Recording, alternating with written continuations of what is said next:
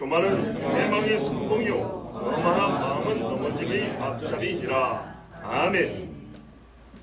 말씀에 교만은 패망의 선봉이요 거만한 마음은 넘어짐의 앞잡이니라 했습니다. 이 말씀은 요한복음 3장 16절 못지않게 교회에 나오면 자주 듣는 말씀이고 많이 배운 말씀입니다. 구원의 진리가 요한복음 3장 16절로 대표하여 또는 로마서 1장 16절 17절로 대표하여 가르쳐진다면 신앙인의 내적 덕목이나 성숙함에 대하여 성장에 대하여 말씀할 때는 특별히 겸손을 가르칠 때 이 말씀이 많이 사용돼서 거의 요절처럼 암수하고 있는 말씀입니다. 여러분, 교만이 뭘까요? 사실 교만이 무엇이냐는 질문은 우리가 묻지 않고 잘 살아갑니다. 그 말은 무슨 말이냐면 묻지 않고도 교만이 뭔지를 모르지 않냐고 다 알고 산다는 겁니다. 굳이 이거를 말로 정의를 내리고 설명할 필요 없이 그냥 직관으로 딱 와닿는 게 교만이죠. 예, 저 사람은 교만하다 하면 내가 봐도 그렇고 네가 봐도 그렇고 그가 봐도 그렇고 딱 이게 느껴지는 거 있죠.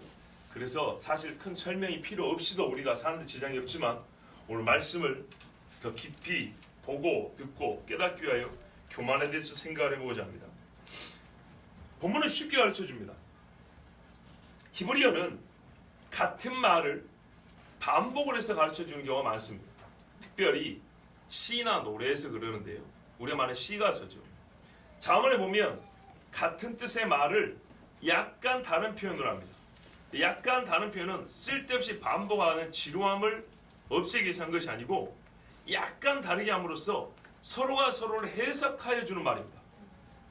해석하여 주기 때문에 말 그대로 해석이 어렵지 않습니다. 보시면 교만은 패망의 선봉이요 거만한 마음은 넘어짐의 앞잡이니라 그랬어요. 여기서 짝을 이루는 말이 있죠. 교만과 거만한 마음이죠. 자, 그러면 교만이 얼른 안 떠오르고 잘 모르겠으면 거만한 마음이 뭐냐를 생각하면 됩니다. 패망의 선봉이 무엇인가? 넘어짐의 앞잡이가 바로 패망의 선봉의 다른 말입니다. 말 자체는 약간씩 다릅니다. 약간씩 다르다는 게 뭐라고요? 서로가 서로를 해석해 준다고요. 그리고 폭을 넓혀주고요. 깊이를 더해주는 효과가 있습니다. 똑같은 말을 반복하지 않으므로 교만은 패망의 선봉이요 교만은 패망의 선봉이요 이렇게 두 번 반복하지 않고 약간 다르게 표현함으로써 앞에 처음에 한 말의 본질과 깊이 넓이를 더해가면서 또한 해석을 수월하게 해주는 그런 효과적인 말하기 방법이 히브리어의 이런 반복하여 말하는 법들입니다. 풀이하면 이렇습니다. 원문에 따르면 이렇게 번역이 됩니다. 패망의 선봉이 아니고요.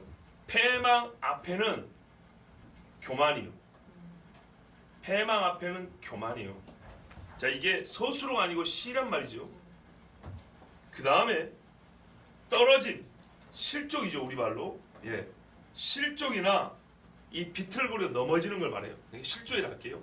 실족 앞에는 뭐가 있다고요? 거만한 마음이라. 그런데 원문에는 마음이라고 쓰지 않고요. 영이라고 해놨습니다.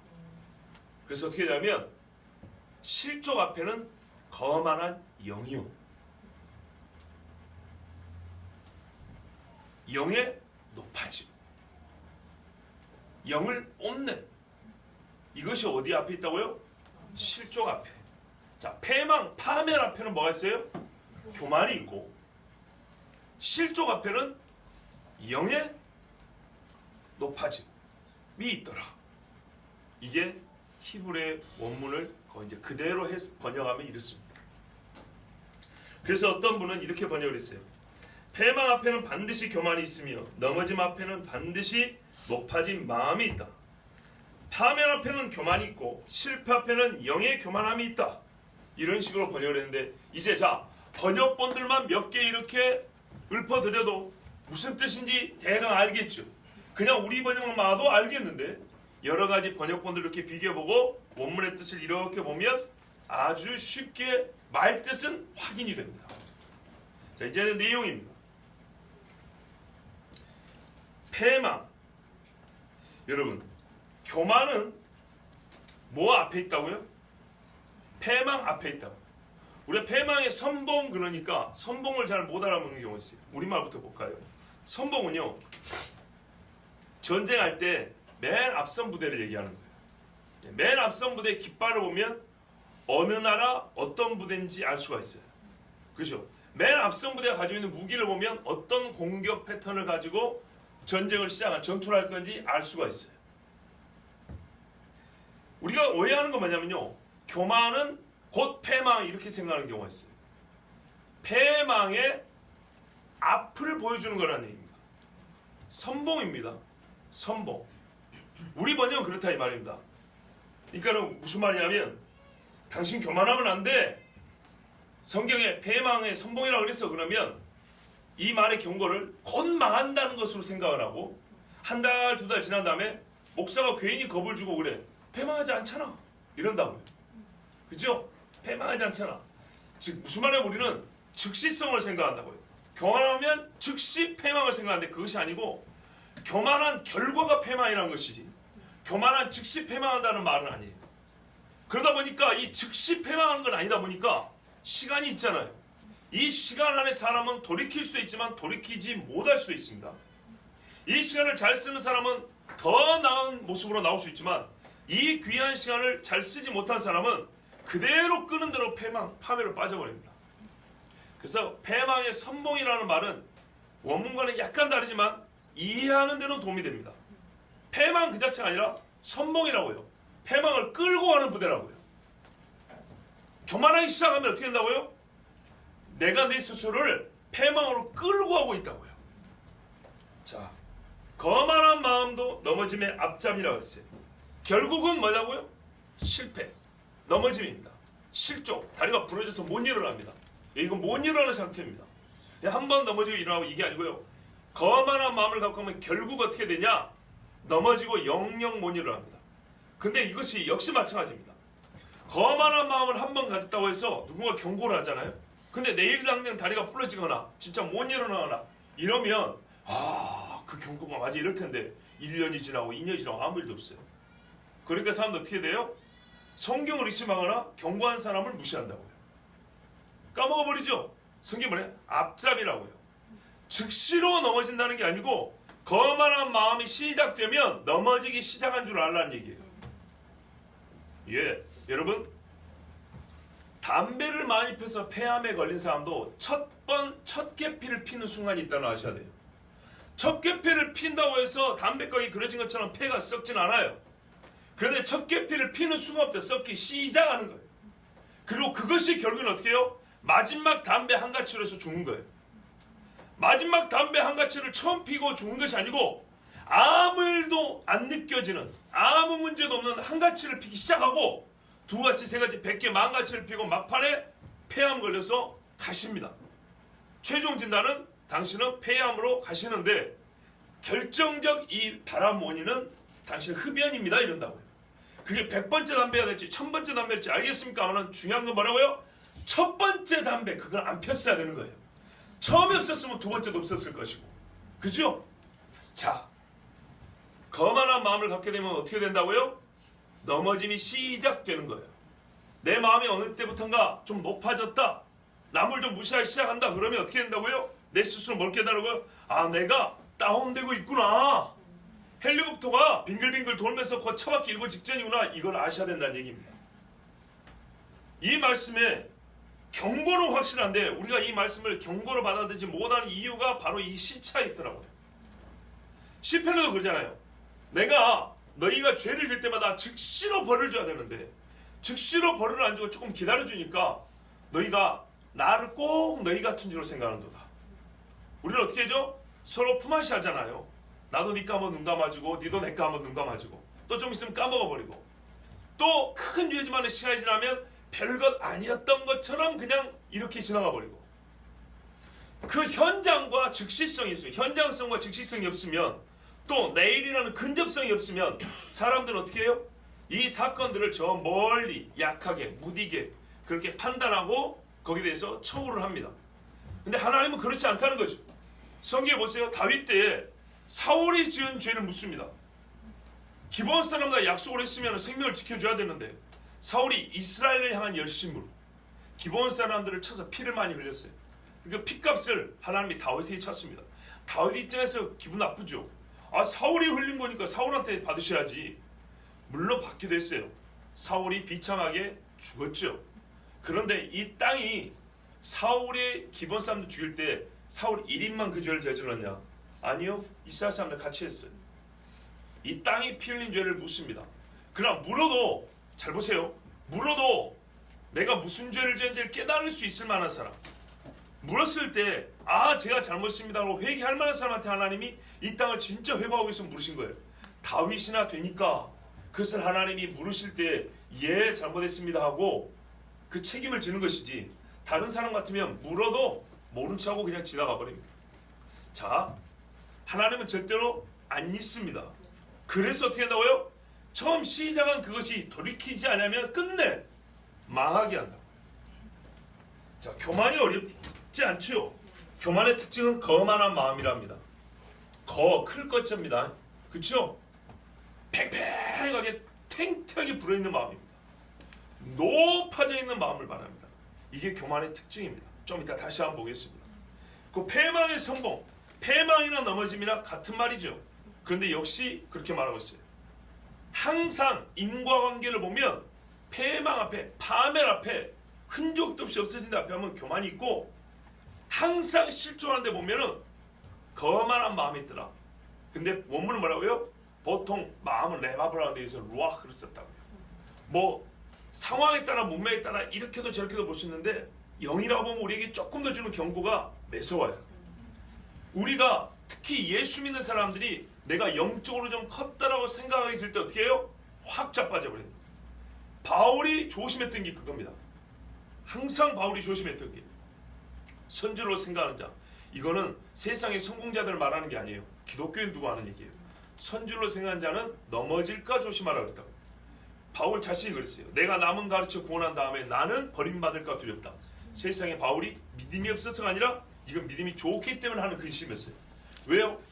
고대로부터 내려온 하나님의 말씀이 뭐냐? 영이 부풀어 탱탱해지면 어떻게 한다고요? 넘어지기 쉽다고요.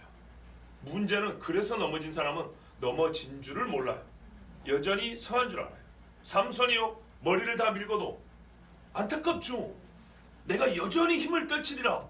힘을 써보니까 힘이 나요, 안 나요? 안 나요. 그때서야 이게 뭐야? 미뤄져 있는 거예요. 이게 정말 우리가 미안하지만 어리석음의 극치입니다.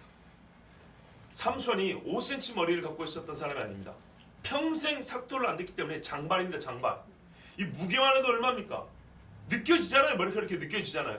그런데 이걸 모르고 힘을 쓰겠다 했더니 힘이 안 쓰여지니까 그때서야 머리가 민 걸 알았다. 얼마나 이게 무딘지를 보세요. 머리가 밀린 것처럼 마음이 싹 밀려져 있어요. 영적으로 뭔가요? 이 센서들이 다 주고 있는 거예요. 이게 바로 교만한 사람의 말로입니다. 그러나 삼손이 어떻게 했습니까? 하나님 앞에 다시 돌아왔지요. 그때 하나님은 그의 머리가 자라겠는데, 머리가 자란다고 힘이 자동으로 길러지는 건 아니죠. 그러나 그것이 하나님의 조건이었기 때문에, 머리를 길러야 하는 게 조건이기 때문에 하나님은 삼손의 힘을 주고자 하며 또한 그에게 발생한, 다시 있기 시작한 머리털을 보시고 삼손의 기도를 들으사 힘을 갖게 하셨어요. 자, 이왕의 결론은 다 나온 것 같습니다만은 우리가 조금 더 교만에 대하여, 또 그 결과, 교만의 상태, 교만을 이길 수 있는 법이라고 할까요? 어떤 치유법이라고 할까요? 제가 이런 표현 잘 안 쓰지만 하여튼 그 방법들을 성경을 통해서 좀 들어보고자 합니다. 자, 교만은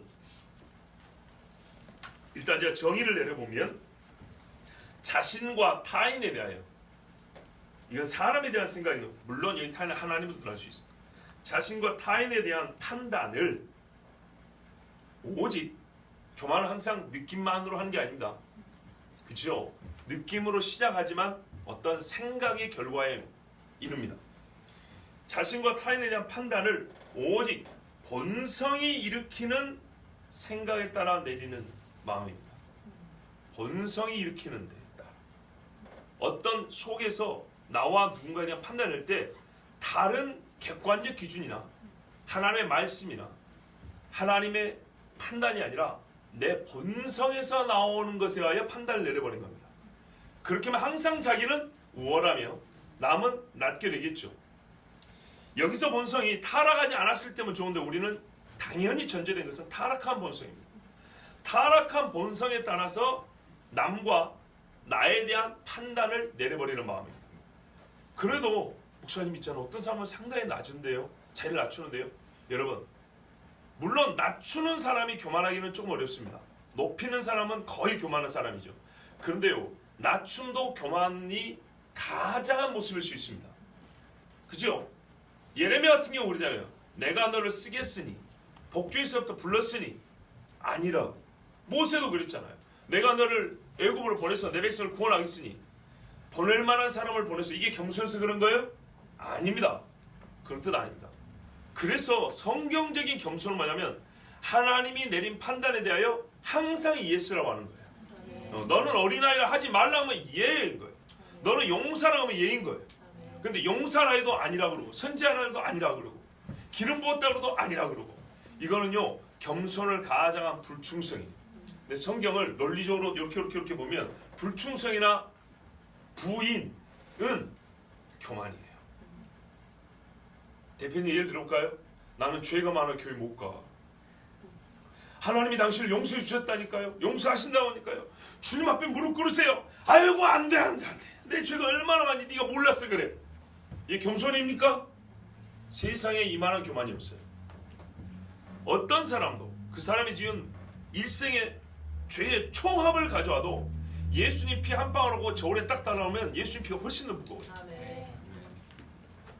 내가 이것만큼 확실히 배웠어요. 그런데 자기는 죄가 많아서 교회를 못 간다. 이 말은 바꾸말은 무슨 말이에요? 하나님도 내 죄는 회개를 못한다 이 말이에요. 낮춘 것 같죠? 보세요. 죄가 많다 인정했지 않습니까? 그런데도 이것은 천하의 교만한 사람입니다. 그러므로 교만과 겸손은 말에서 나타난 자기 높임과 자기 낮춤은 물론 1차적 증거가 되지만 결정적 증거는 되지 않습니다. 결정적 증거는 하나님이 그렇다고 하는 것과 그렇지 않다고 하는 모두에 대하여 맞습니다 주님하고 동의하며 그 동의에 따른 행위를 보이는 자가 겸손한 자고 그렇지 않은 사람은 교만한 사람입니다. 자, 그런데 일단은 이것들이 다 어디서 나오죠? 여기서 나오죠. 마음에서부터 나오는 것이기 때문에 성경은 교만한 마음 이렇게 말하고 그 다음에 교만한 행위 하는데 교만 자체가 하여튼 내적인 것이기 때문에 우리의 내면을 이렇게 체크해주고 지적해주는 이런 말씀들이 많습니다. 자, 그래서 이제는 이 교만에 대해 우리가 하나님 말씀을 통하여 몇 가지 좀 조금 분설해서 듣고 싶습니다. 교만의 본질이 뭐냐? 디모데전서 3장 6절을 보면 새로 입교한 자도 말지니 교만하여져서 마귀를 정죄하는 그 정죄에 빠질까 함이요 그랬습니다. 자, 보십시오. 교만하여져서 조금 더 정확한 번역은 교만으로 높아져서입니다. 교만으로 높아져서 마귀를 정죄하는 그 정죄에 빠질까 함이요. 사람이 죄를 짓기 전에 하나님의 피조물 중에 먼저 죄를 지은 이는 마귀입니다. 마귀를 가리켜 하나님은 항상 자기를 높인다 그랬습니다. 그리고 그것이 비유적이고 상징적인 표현이 있지만은 분명히 말하면 내가 북극산 위에 나의 보좌를 틀리라. 그죠? 혹시 지도에 안 나오는 북극에 산이 있을지 몰라요. 하고 싶은 사람은 탐사 한번 해보세요. 여러분 남극이나 북극에 대해서는 정확한 지도가 아직까지 없다는 걸 아셔야 됩니다. 제가 알기로는 그렇습니다. 자, 북극산 위에 내 보좌를 높이리라. 내가 하늘 무별 위에 올라가리라. 하나님의 모든 피조물 위에 있겠다는 겁니다. 이게 마귀의 본성입니다. 그런데 이래서 하나님이 마귀를 정죄했죠. 한자 표현입니다. 정죄, 죄를 정해버린 겁니다. 정죄는 항상 판단이 내려지고 재앙, 그러니까 형벌이 있습니다. 그래서 그 높아진 만큼 떨어지죠. 높아진 만큼 떨어졌는데 항상 상응하는 거거든요. 어느 정도로 높아졌냐, 어느 정도로 높아지고자 했는가 했더니 그가 떨어진 깊이를 보면 아는데 무정행이랍니다. 무정행, 무, 없을 무, 아래 저, 끝이 없는 굴에 떨어졌다고 했어요. 그만큼 높아진 게 마귀고요. 그 높아진 것을 하나님께서 정죄하니 끝이 없는 구덩이에 떨어지게 된 겁니다. 뭐라고 말해요? 초신자는 하지 말지니 이 문맥은 뭐죠? 우리가 알다시피 교회 직분자 세우는 겁니다. 직분자를 세울 때 초신자는 말진이 굉장히 무서운 거죠. 마귀를 정죄하는 그 정죄에 빠질 수 있다. 이 사람 어떻게 지옥 갈 수 있다는 얘기입니다. 우리말 어렵지 않아요. 지옥 간다는 얘기입니다.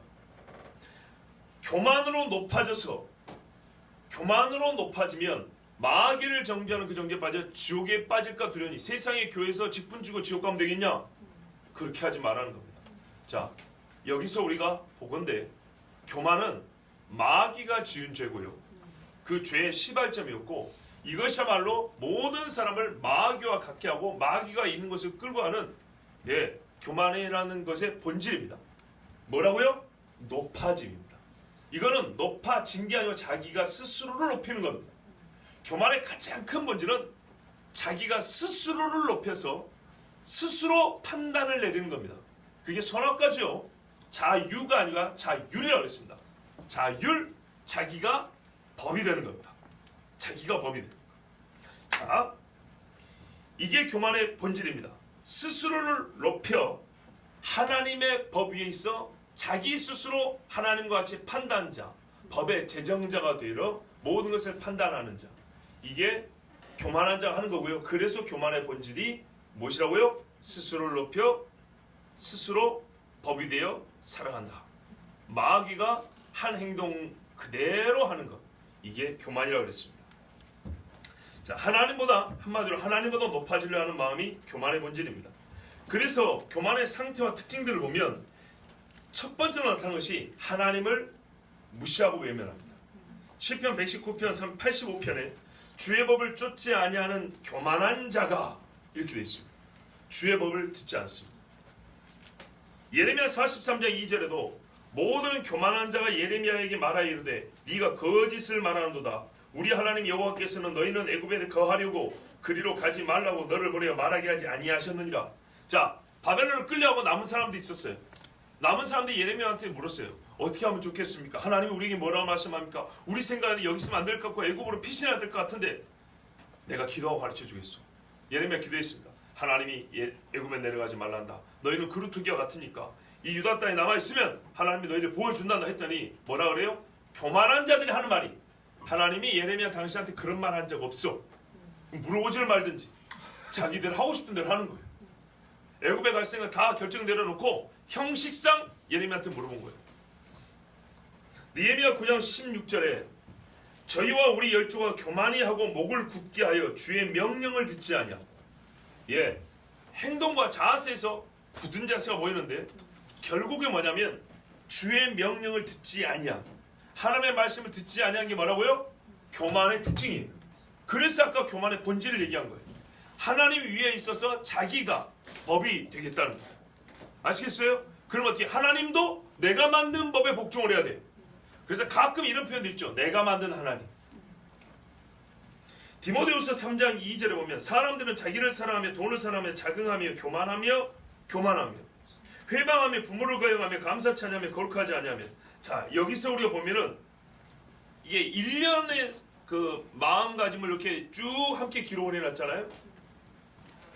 교만이 혼자 돌아다니는 게 아닙니다. 근데 교만한 사람의 특징을 보면 부모를 거역해요. 감사가 없어요. 그리고 거룩함이 없어요. 교만한 사람 치고 거룩한 사람 없습니다. 거룩하려면요 하나님의 법에 순종해야 됩니다. 교만한 사람은요 부모에게 순종 안 합니다. 여러분 부모에게 순종한 사람이 밖에 가서도 어른들 공경하거든요. 교만한 자는 어른들한테 고개 잘 안 숙입니다. 절대로 자기 집에서 그렇게 안 합니다. 감사가 없어요. 에스겔 16장 56절에 네가 교만하던 때 네 아우 소돔을 내 입으로 말하지도 아니하였나니. 이게 무슨 말이냐면 이스라엘과 유다가 음란하고 가증했다 그러지 않습니까? 그때 하나님께서 막 책망하시는데 소돔과 고모라를 보고 네가 깨달아야 된다 그랬다고. 왜? 형제간이니까 이제 아우잖아요. 아우라기 보기는 하여튼 영적으로 볼 때는 그런 거예요. 그 가증함에 보면 그때 귀를 기울이지 않았대요. 쳐다보지도 않았대요. 아, 우리도 저렇게 될 수 있겠구나. 하나님 말씀 안 듣면 우리도 불과 유황으로 죽을 수 있겠구나. 이걸 거들떠도 보지 않았답니다. 이 교만한 사람입니다. 호세아 7장 10절에 이스라엘의 교만은 그 얼굴에 증가되나니. 오, 성경이 이렇게 정확해요. 교만하면 얼굴에 먼저 표가 나타난대요. 저희가 이 모든 일을 다하여도 그 하나님 여호와께로 돌아오지 아니하며 구하지 아니하도다. 예, 기도하는 사람의 얼굴은요 기도 얼굴로 바뀝니다. 아니 이뻐진다는 얘기가 아니에요. 기도할 때는요 저를 봐보세요. 이렇게 바뀐다고요. 찬송할 때는요 할렐루야 이렇게 바뀐다고요. 사람이 기도할 때 우리가 쓰는 언어가 있듯이 기도할 때 표정이 달라져요. 찬송할 때 표정이 달라져요. 그런데 이 사람들 어떻게 해요? 여호와께로 돌아오지 아니하며 어떤 일을 당하죠? 나라가 망하기 직전까지 갔는데도 하나님께 돌아오지 아니하며 구하지 아니한대요. 예, 교만한 사람은 회개 안 해요. 절대로 회개 안 합니다. 자기를 돌아보지 않습니다. 그리고 그걸 안 하겠다는 의지가 얼굴에 보입니다. 성경이 그렇습니다. 하박국 2장 4절 우리가 믿음을 배우는 의를 배우는 말씀이죠. 여기에 보면 또 뭐라 하느냐. 보라 그의 마음은 교만하며 그의 속에서 정직하지 못하니라. 보세요. 그러나 의인은 이렇게 말했어요. 그러나 겸손한 자는 이렇게 안 했어요. 당연히 교만한 자의 대적으로는 겸손한 자겠죠. 의인의 대적으로는 악인이겠죠. 근데 이게 교차적으로 쓰입니다. 교만한 사람은 의를 구하지 않아요. 그 믿음으로 말미암아 살리라 상관없어요. 교만한 사람은 믿음을 구하지도 않습니다. 그런데 성경은 1차적으로 뭐냐면 교만하며 그의 수에서 정직하지 못하니라. 이 정직을 네가 무슨 일을 했냐는 것에 대한 직고하는 것으로만 보면 안 된다 그랬죠. 하나님의 판단에 대하여 그대로 수용하는 마음입니다. 내가 불의한 자라는 것을 수용하는 겁니다. 하나님의 의가 필요하다는 것을 인정하는 겁니다. 근데 그것을 인정하지 않아요. 정직하지 않아요. 자기가 죄인 줄 알면서도 말하지 않아요. 그래서 이 사람은 믿음도 없고 의도 얻지 못합니다. 이사야 9장 9절에 모든 백성 곧 에브라임과 사마리아 거민이 알 것이오늘 그들도 알아요. 그들이 교만하고 완악한 마음으로 말하기를 예, 교만하고 완악한 마음은 또 짝입니다. 멀리 갈 필요 없습니다. 한 3,500년만 올라가면 돼요. 바로를 보시면 됩니다. 예, 바로를 보시면 완악함과 교만이 뭔지 알 수 있습니다. 다니엘 5장 20절에 그가 마음이 높아지며 뜻이 강팍하여 교만을 행함으로 누구 이야기입니까? 5장이면 벨사살이죠. 벨사살.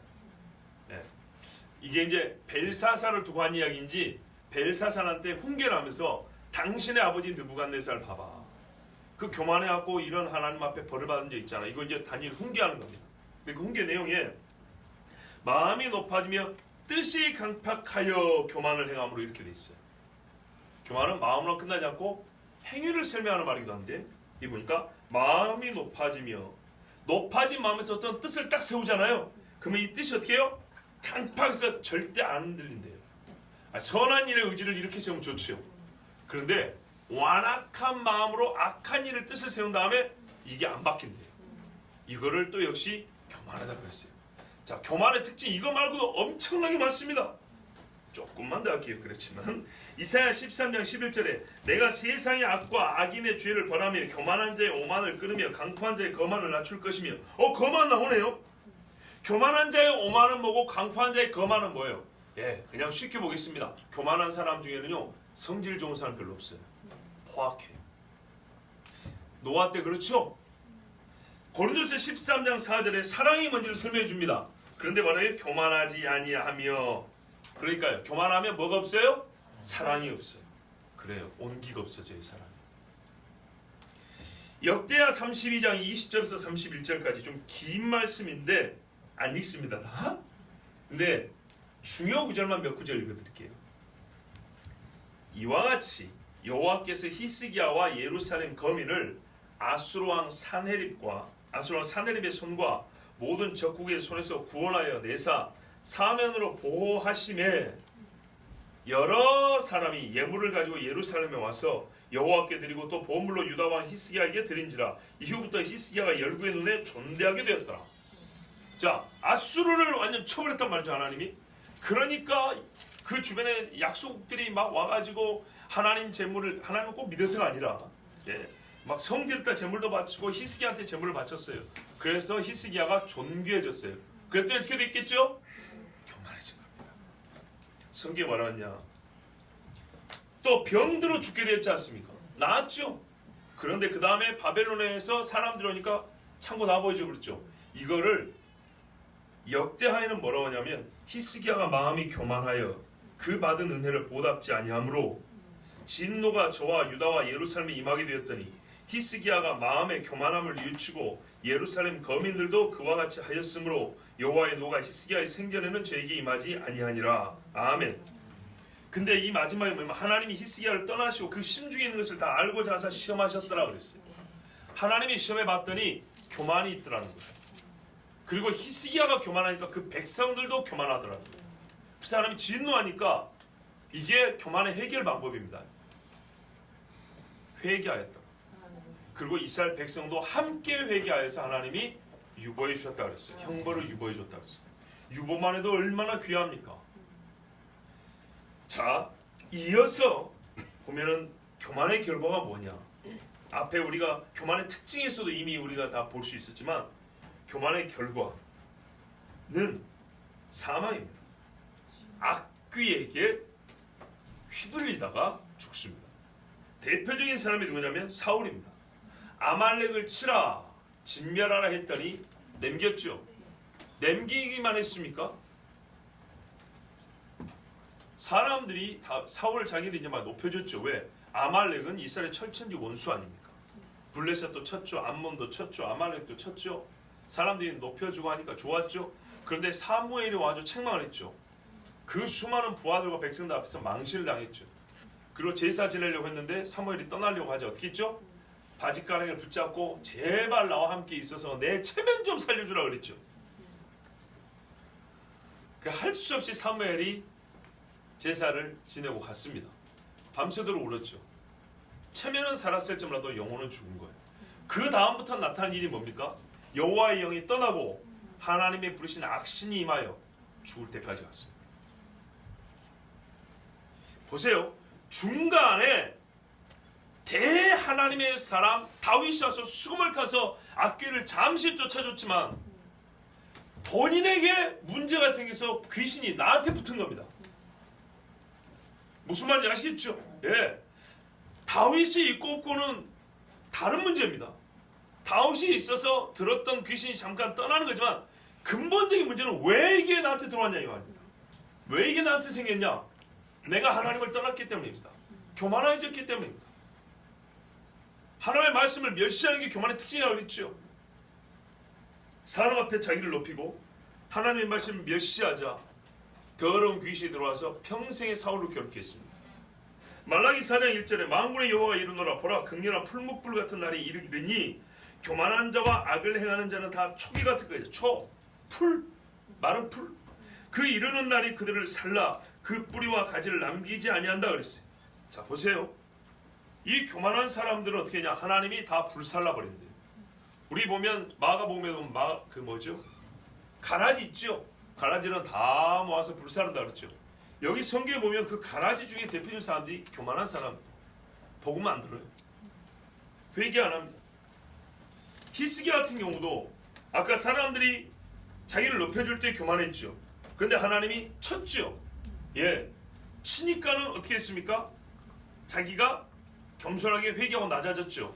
맞아요. 이제 이 교만을 해결하는 방법은 뭐냐? 하나님 앞에 낮아져야 되는데 교만한 죄를 회개하면서 낮아지는 겁니다. 잘 보세요. 아까 높아졌으니까 낮아지면 됐지? 아니요. 여러분, 높아지면 상태만 말하는 게 아니라 그 자체가 죄라는 걸 알아야 됩니다. 그래서 교만해졌던 높아졌던 상태는 반드시 회개를 해야 합니다. 살인을 한 사람이 지금부터 살인 안 하면 되지 뭐. 이 말이 되는 소리 해야죠. 살인한 죄에 대해서는 죄값을 치르고 지금부터 칼을 내려놔야 되는 거죠. 그런데 교만했던 사람이 지금부터 겸손했으니까 자기 연민을 빠졌고 근데 하나님 나를 낮춥니다. 그러면서 낮게 살았어요. 교만한 거 해결해야 됩니다. 반드시 회개해야 됩니다. 그래서 하나님께서 이 회개를 잘 안 하니까 미가 2장 3절에 보면 그러므로 여호와의 말씀에 내가 이 족속에게 재앙 내리기를 계획하나니 너희의 목이 이에서 벗어나지 못할 것이요 또한 교만이 다니지 못할 것이라. 이는 재앙의 때임이니라 하셨느니라. 하나님께서 벌을 내립니다. 육체가 견디기 어려운 재앙을 내립니다. 그럼 어떻게 돼요? 교만이 하고 싶어도 못해요. 옛날에 물질로 자랑했던 사람이 물질을 싹 걷어놨는데 무슨 자랑을 하겠어요? 근데 목적은 물질이 없어서 자랑을 못하게 하는 것만 있는 게 아니라 어떻게 해요? 내가 물질이 있을 때 하나님 앞에 얼마나 교만을 떨었는가에 대하여 회개하려 함이에요. 그런 다음에는 물질을 만나처럼 내려줘도 잘못 가지 않습니다. 하나님은 재앙을 내리사 교만을 꺾습니다. 다니엘서에 보면 느부갓네살 이야기 유명한 거 아시죠? 예, 느부갓네살이 꿈을 꿨어요. 뭐라 그러냐면 밤에 보니까 큰 나무가 있는데 말이지 새들이 깃들이고 그런데 하늘에서 소리가 나더니 이걸 막 꺾어버리고 나무를 밑둥을 잘라버리고 막 그러더라, 이런 이야기죠. 느부갓네살이 이렇게 말하니까 다윗이 어떻게 해석하냐? 왕이 사람에서 쫓겨나서 들짐승과 함께 거하며 소처럼 풀을 먹으며 하늘이 있으되 젖을 것이요 이와 같이 7대를 지낼 것이라. 그때 지극히 높으신 자가 인간 나라를 다스리시며 자기의 뜻대로 그것을 누구에게든지 주시는 줄을 아시리이다. 이거를 모르는 거죠. 이 나라가 내 것인 줄 알고 내 힘으로 얻은 줄 알죠. 그게 아니란 걸 하나님이 세계 최고의 나라를 통해서 가르쳐주고 싶었어요. 하나님이 다스리는 걸 가르쳐주고 싶었어요. 또 그들이 그 나무 뿌리에 그루터기를 남겨두라 하였은즉 하나님이 다스리시는 줄을 왕이 깨달은 후에야 왕의 나라가 견고하리다. 이걸 깨닫게 하려고 싹 뽑아버리면 되는데 뽑지 않으려고 밑둥을 남겨놓고 잘랐다는 거예요. 그 밑둥이 당신이 미치긴 해도 돌아올 수 있는 가능성이죠. 그 나중에 깨달을 거라는 얘기입니다. 그런즉 왕이요, 이게 이제 대처법입니다. 자, 하나님이 이렇게 당신 꿈으로 가르쳐주지 않았냐? 근데 계속 이렇게 교만하면 어떻게 한다고요? 진짜 짐승 같은 때를 보낼 것이다. 왕이 짐승 같은 때. 그러므로 지금부터 어떻게 해야 된다고요? 들어보세요. 왕이 나의 간하는 것을 받으시고 공의를 행함으로 죄를 속하고 가난한 자를 긍휼히 여김으로 죄악을 속하소서. 그리하시면 왕의 평안함이 혹시 장구하리이다 하였느니라. 여기 보면 이제 우리가 해석을 좀 잘해야 되겠지만 귀에 들어오는 반복된 두 마디가 있죠. 죄를 속하고 죄악을 속하소서. 불순종시 겪을 일, 그 일이 일어나지 않기를 예방할 수 있는 방법. 그리고 만약 회복을 한다면 어떻게 회복할까요? 다니엘서 4장 30절 31절을 보면 이 느부갓네살이 회복한 과정이 기록되어 있어요. 왕이 말하여 가로되 이 큰 바벨론은 내가 능력과 권세로, 잠깐만요, 이거는 처음에 그 하나님의 영이 그를 미치게 할 때 이야기예요. 내가 능력과 권세로 건설하여 나의 도성을 삼고 이것으로 내 위엄의 영광을 나타낸 것이 아니냐 하였더니 이 말이 오히려 나 왕의 입에 있을 때 하늘에서 소리가 내려 가로되 느부갓네살 왕아 내게 말하노니 나라의 위가 내게서 떠났느니라 그랬습니다. 자, 이렇게 해가지고 떠나버렸죠. 그런데 나중에 이 사람이 다시 하늘을 우러볼 때 내 총명이 내게 돌아왔다 그랬습니다. 그런 다음에 뭐합니까? 바벨론 전역에 조서를 내리죠. 상천하지에 하나님은 여호와밖에 없다. 유일한 신, 여호와가 유일한 신이다. 그가 내게서 총명을 이렇게 거둬하고 다시 가져왔다고 요즘 말하면 간증을 합니다. 바벨론 제국에 간증을 한다고요. 하나님 앞에 한 대 맞은 간증을 합니다. 그리고 백성들에게 다니엘이 섬기는 하나님을 섬기라 이렇게 조서를 내립니다. 방법은 그겁니다. 다시 하늘을 우러러보는 겁니다. 나의 도움이 어디서 올꼬? 나는 하늘 밑에 있는 사람입니다. 성경에 하나님은 위에 계시고 너는 땅에 계시니 너는 마땅히 말을 적게 할 것이라 했어요. 입 조심하라는 얘기죠. 마땅히 해야 할 말은 하나님 나는 죄인입니다. 나를 살려주십시오 밖에 없습니다. 예레미야, 그러면 교만이 언제 발생하냐? 이 무서운 교만. 여러분, 교만은요 어떤 특징이 있냐면 또 이게요 들락날락 합니다. 어떤 사람은 어떤 특별한 계기에만 교만해지는 경우가 있어요. 어떤 사람은 이 한 계기로 교만하기 시작해서 쭉 가는 수가 있어요. 자기가 교만할 만한 이유가 있을 기간 동안 계속 교만해요. 자, 부자인 기간 내내 교만해요. 권세가 있는 내내 교만하다고요. 그런데요, 어떤 사람은 가난하게 살다가 쉽게 예를 든 거예요. 부자가 딱 되었어요. 교만해졌어요. 근데 다시 가난해졌어요. 그런데 부자가 됐을 때 가진 교만을 못 버리고 계속 가는 경우가 있어요. 그나마 나은 거는 있을 때만 잠시 교만한 거예요. 자랑할 거 있을 때만 잠시 교만한 거예요. 예, 교만은 특징 또 하나가 뭐냐면 자랑입니다. 자랑. 예, 히스기야가 자랑했거든요. 이런 식으로 예, 가끔 감기 걸리듯이 교만하면 그나마 좀 괜찮은데 어떤 계기를 통하여 교만이 발생한 다음에 지속되는 경우는 위험합니다. 자, 교만이 언제 발생하냐?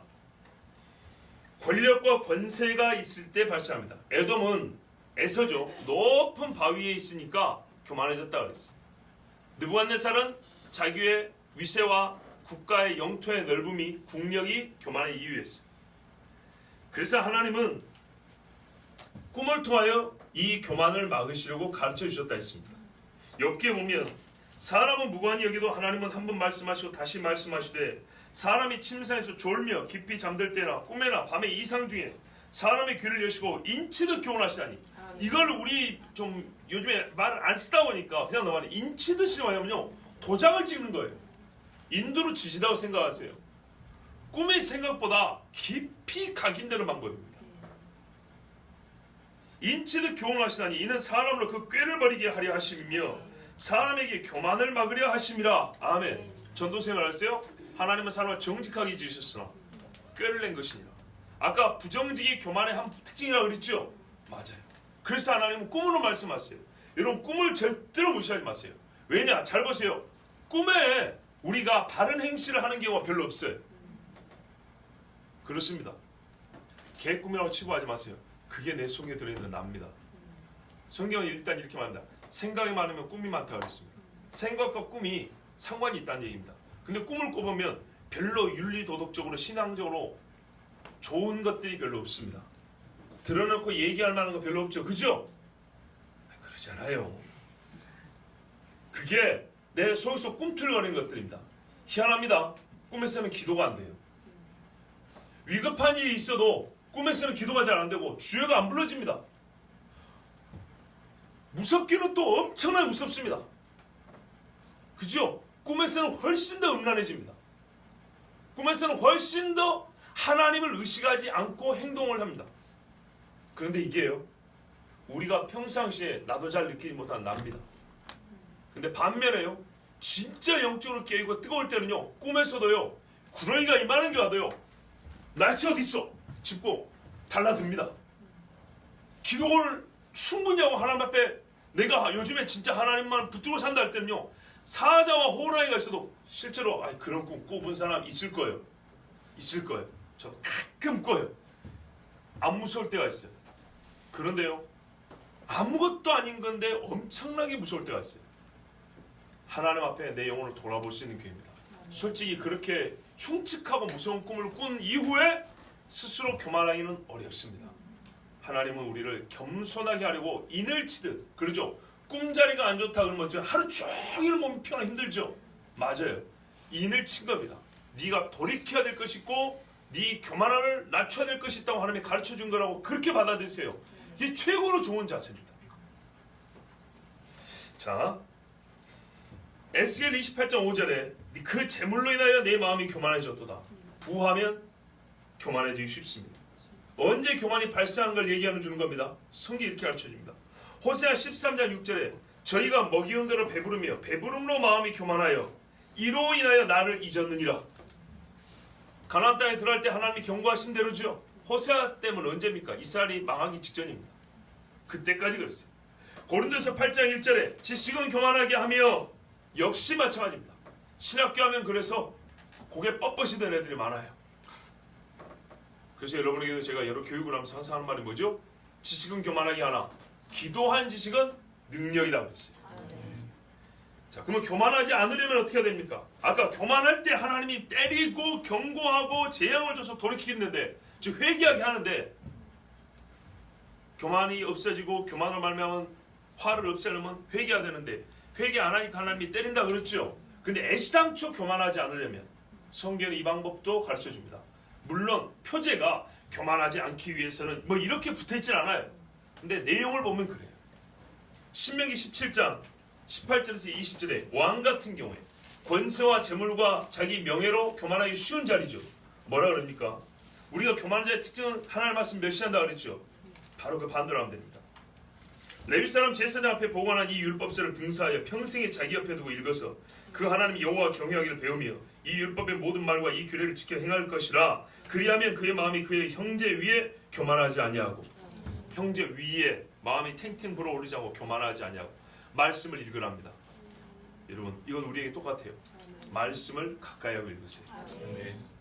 이 코로나 사태를 보면서 또한 여러 가지 생각하면서 요 근래 뭐니 해도 세상은 뭐니가 제일인데 신자는 예배가 제일이에요. 정말 뭐니 해도 예배가 제일이고, 예배가 제일인 것은 말씀과 기도와 찬송이 함께 있기 때문에 믿음 사랑 소망이 함께 있듯이 말씀 기도 찬송이 있는 곳에 항상 신자는 있어요. 자, 시편 131편 1절 여호와여 내 마음이 교만치 아니하고 내 눈이 높지 아니하오며 내가 큰 일과 미치지 못할 기이한 일을 힘쓰지 아니하나이다. 꿈을 가지지 말라는 얘기가 아닙니다. 망상을 하지 말라는 얘기지. 교만한 사람은요 이래요. 미치지 못할 일을 항상 헛된 꿈을 갖고 살아요. 그런 거 안 하면 덜 교만합니다. 잠언 16장 19절 우리 바로 뒤에 있죠. 겸손한 자와 함께 마음을 낮추는 것이 교만한 자와 함께하여 탈춤을 나누는 것보다 나으니라. 평상시에 겸손한 자하고 동무가 되세요. 이 잠언에 보면 여러 가르침 중에 반복된 가르침을 하면 악인을 친구로 두는 거예요. 악인을 따라하는 거. 중간에 보면 그 따라하는 내용이 뭔지 이렇게 잘 기술된 다음에 몇 절쯤 한 10절쯤 뒤에 가면 보통 그 결말에 나오는데 사망입니다. 생명을 잃으리라, 소홀에 들어가리라, 네 생명을 네가 올매에 빠지게 하리라, 뭐 올매 잡히게 하리라, 이런 말씀이 뒤따라 나옵니다. 겸손한 사람을 친구로 두는 거예요. 예, 의인을 친구로 두는 거예요. 자, 그러므로 여러분 여기까지 다 들으셨기 때문에 교만을 버리십시오. 겸손을 구하세요. 교만하기 시작하면요 패망이 시작됐다라고 보셔야 되고, 내 마음이 부풀어 오른다 그러면 남을 무시하고 내가 자꾸 올라간다, 영적으로도 이렇게 뭔가 어떻게 해죠? 뭐가 좀 번질번질해지면서 내가 좀 이렇게 올라가는 것 같다 그러면 아하 떨어지기 시작했구나 라고 생각해야 됩니다. 믿음이 커가지고 담대함이 생기는 거하고 허파에 바람든 거는 다른 겁니다. 하나님께서는 수시로 확인을 시켜줍니다. 네가 지금 부풀어 오른 마음이다, 아니다, 이거는 알이 꽉 차있는 진짜 믿음이다, 이거를 가르쳐 주거든요. 그런데 그 가르쳐 줄 때 그 하나님의 음성을 듣지 않냐고 그 자체 교만한 거죠. 아니에요 하나님, 저는 지금 무지하게 담대한 중이에요. 무지하게 좀 훈련 잘 되어 있는 중이에요. 저 요즘에 잘하고 있어요. 이렇게 하면 시작됐네. 뭐가요? 파멸이, 실족이 시작됐다고요. 그를 당장 멈춰냅니다. 처음에 드렸던 말씀 다시 드립니다. 즉시로 화가 일어나지 않냐고, 즉시로 파멸이 일어나지 않는다고 해서 하나님의 말씀을 멸시하거나 설교하여 경고한 사람들의 말을 무시하면 절대로 안 됩니다. 성경 자체 이렇게 말합니다. 너희가 파멸했을 때 거슬러 올라가 보라는 거예요. 뭐가 있는지 앞을 보라는 거예요. 예외 없이 교만이 있다는 거예요. 예외 없이. 실족할 때 앞을 보라는 거예요. 다른 여러 가지 이유가 있을 수는 있겠지. 그러나 항상 100% 발견되는 게 하나 있을 거라는 거예요. 그게 뭐라고요? 높아진 마음, 거만한 마음, 부풀어오는 영이 항상 그 앞에 있다는 거예요. 그러므로 뭐부터 해결해야 될까요? 경우에 따라 하나 더하고 덜한 게 아니라 항상 있는 그것부터 해결해야 되겠죠. 항상 있는 그것을 처음부터 갖지 아니하도록 버리는 연습을 하고 하나님께 제거해달라고 기도하고 평상시에 우리 일상생활에 하나님 지혜를 주셔서 이런 마음을 갖지 않게 하는 생활 방식을 가르쳐 줬어요. 그걸 따르는 거예요. 첫 번째, 말씀을 가까이 읽으라는 겁니다. 겸손한 자를 친구로 두라는 겁니다. 요나단과 다윗을 보세요. 세상에 요나단같이 겸손한 사람이 어딨냐. 요나단같이. 예? 자기 혼자서 블레셋을 진을 휘저을 정도로 다윗보다 더 용맹한 사람인데 그 용맹함과 인품이, 그 신앙이 얼마나 훌륭합니까? 다윗하고 둘이 쌍벽이요, 둘이 국민투표를 해도 1대2도 누가 될지도 몰라요. 그런 사람인데도 아예 왕자를 내놔버리잖아요. 왜요? 하나님이 너에게 기름 부었으니까. 하나님이 너를 향하여 예스라고 했으면 나도 예스인 거야. 아멘. 이게 겸손이에요. 아멘. 그래서 요나단은 그의 말을 들어보면 다윗과 맺은 언약에 이래요. 뭐 새벽에 오신 분들은 여러 번 들었지만 네가 왕이 되면 나와 내 집을 지켜 보호해달라, 생각해달라. 세상에 자기가 지금 차기 왕이에요. 자기가 왕자예요. 이 나라에. 이 나라의 2인자예요. 그런데 이런 말을 해요. 왜? 하나님의 뜻이 바뀌지 않고 나는 하나님의 뜻에 항상 복종하니까. 아멘. 그럼 뭐라면 그 내용을 보면 이런 뜻이에요. 네가 다스리는 나라, 나도 하나님을 경외하지만 하나님이 선택한 네가 다스리는 나라를 나 보고 싶다. 하나님이 기름 부은 다윗 네가 다스리는 나라에서 내가 그 옆에서 다윗이 다스리는 나라가 어떤 나라인지 구경만 해도 나는 그것으로 족하다. 나는 그 나라를 보고 싶다. 이게 요나단의 꿈이었어요. 얼마나 겸손하고 멋집니까? 이거거든요. 요나단과 같은 사람을 옆에 두는 거예요. 하나님은 다윗이 요나단을 통해서도 많은 것들을 배웠을 생각을 해요.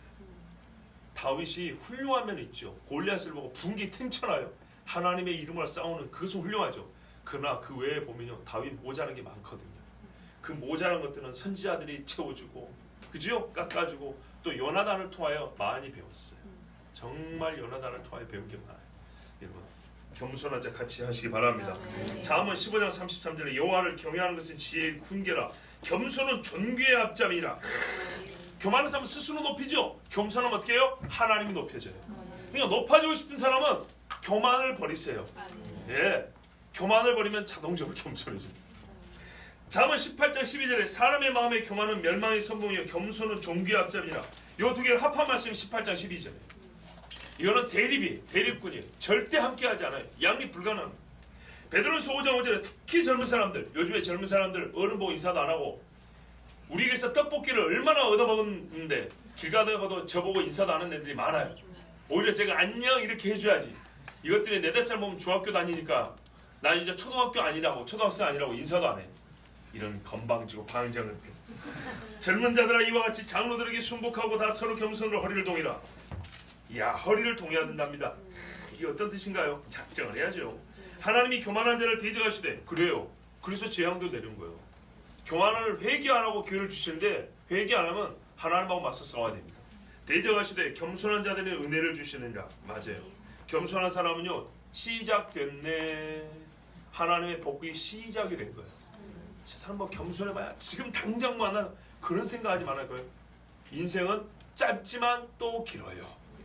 몇 년 기다려보세요. 어떻게 달라지는가. 스바냐 2장 3절에 여호와의 규례를 지키는 세상의 모든 겸손한 자들아, 이게 결정타예요. 스바냐서는 환란을 염두에 두고 쓴 글입니다. 예? 아주 일찍 쓰였지만 진짜 구약 성경 중에 요한계시록 끝부분 오는 것 같은 게 스바냐입니다. 근데 이 스바냐에 뭐라 그래요? 여호와의 규례를 지키는 세상의 모든 겸손한 자들아, 너희는 여호와를 찾으며 공의와 겸손을 구하라. 보세요. 여호와의 규례를 지키는 사람을 먼저 겸손한 자라고 그랬어요. 이건 행위 이전의 모습이에요. 겸손한 자에게 가능하고 요구되는 행위가 있어요. 너희는 여호와를 찾으라. 공의와 겸손을 구하라. 그러면 너희가 혹시 여호와의 분노의 날에 숨김을 얻으리라. 마지막 날 살고 싶으세요? 마지막 날 살기 위하여 여러 기술적인 것들 우리가 연구하여 개발할 수도 있고 방법을 강구할 수 있죠. 첫 번째로 하나님 뭐라 그래요? 여호와의 규례를 지키는 세상의 모든 이러죠? 세상의 모든 겸손한 자들아. 여호와의 규례를 지키는 세상의 모든 겸손한 자들아. 그래서 요한계시록 말해요. 하나님의 계명과 예수 믿는 믿음을 지킨 자들. 성경은 항상 일관돼요. 그래서 최고로 겸손한 사람이 누구냐? 굽신굽신한 사람들 아니에요. 선거철 되면 그러죠? 굽신굽신하죠. 근데 그거 겸손 아닌 거 아시죠? 표 살려고 그런 거죠. 근데 성경은 항상 본질만 얘기해 주잖아요. 진짜 겸손한 사람은 여호와의 규례를 지키는 사람. 자, 아까 교만의 본질을 뭐라 그랬죠? 하나님의 보좌 위에, 그죠? 자기가 하나님보다 높아져. 자기가 다스리는 세상, 자율, 내가 법이 되어 다스리는 세상이 되게 하겠다. 이게 교만의 본질이라 그랬어요. 그 본질에서 파생되어 교만의 정의를 내리자면 그와 같은 성질, 그 본성에 의하여 나와 타인 또는 타자에 대하여 판단을 내리는 마음이라고 했어요. 이게 교만입니다. 그러므로 거슬러 올라가면 우리는 어떻게 해야 겸손한 자가 될 수 있냐? 말씀 그대로 여호와의 규례를 지켜 하나님 경외함을 배우고 또는 보존해 나가는 사람들이 견지하는 사람이에요. 이 사람이 끝내 분노의 날에도 순교를 받은 교만한 자를 치시는 그날 순교를 받는 겸손한 자, 복받은 자들입니다. 여러분, 나 자신을 보십시오. 우리 각자 자신, 그리고 나의 때를 보십시오. 그리고 나의 형편까지 보십시오. 종합하여 결론이 나옵니다. 아, 지금은 겸손해야 될 때구나. 주를 경외함으로 영으로 마음으로 힘을 다하여 주를 찾을 때이구나. 진실로 여호와를 두려워하며 기도해야 될 때이구나. 교만으로 멸망하기 전에 주님을 찾아 숨김을 얻어야 될 때이구나. 정말 하늘에서 지금 소리가 들려옵니다. 겸손하라고, 주 앞에 엎드리라고. 여러분, 꼭 주 예수님 앞에 엎드려 겸손한 자로 인정받기를 바랍니다. 겸손한 자가 망하는 날 주의 규례를 지키는 겸손한 자가 주의 보호하심을 받습니다. 기도하겠습니다. 하나님 아버지 감사합니다.